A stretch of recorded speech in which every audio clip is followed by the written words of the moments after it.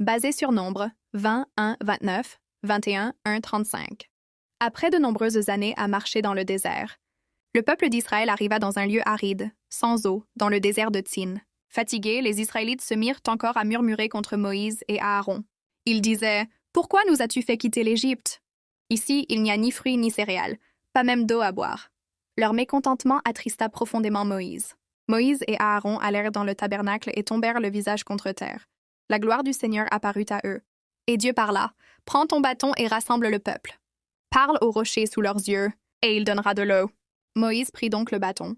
Mais il se laissa emporter par la colère. Devant le peuple, il cria « Écoutez, rebelles, est-ce de ce rocher que nous devons vous faire sortir de l'eau ?» Puis il frappa le rocher 2 fois de son bâton. L'eau jaillit, et tous purent boire, hommes et bêtes. Mais Dieu fut peiné que Moïse ne lui ait pas obéi exactement. À cause de ce manquement, le Seigneur dit à Moïse et à Aaron qu'ils ne conduirent pas le peuple jusqu'à la terre promise. Ce lieu s'appela Mériba, ce qui signifie « querelle », car le peuple s'y était disputé avec Dieu. Plus tard, les Israélites demandèrent au roi d'Édom la permission de passer par son pays, mais il refusa. Alors ils durent faire un grand détour. Durant cette période, Aaron mourut sur le mont Hor, et son fils Éléazar reçut les vêtements du grand prêtre pour le remplacer. Le peuple pleura Aaron pendant 30 jours, reconnaissant en lui un serviteur fidèle. Sur le chemin, les Israélites recommencèrent à se plaindre. « Nous n'avons rien à manger ni à boire, et nous détestons cette manne. » Alors, des serpents brûlants apparurent dans le camp et mordirent plusieurs personnes. Beaucoup tombèrent malades, et le peuple courut vers Moïse. « Nous avons péché contre le Seigneur et contre toi.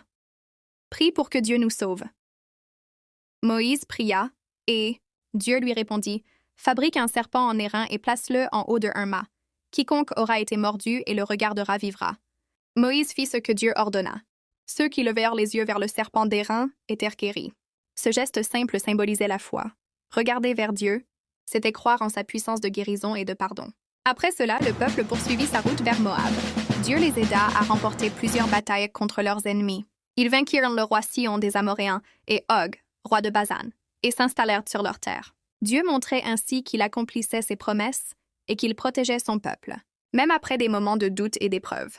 Les Israélites comprirent que la désobéissance et la plainte apportent la souffrance, mais que la foi et l'obéissance amènent la guérison et la victoire. Morale.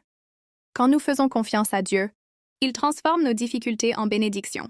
Sa parole est notre force dans les temps de peur. Prière. Seigneur, aide-moi à t'obéir même quand je ne comprends pas tout.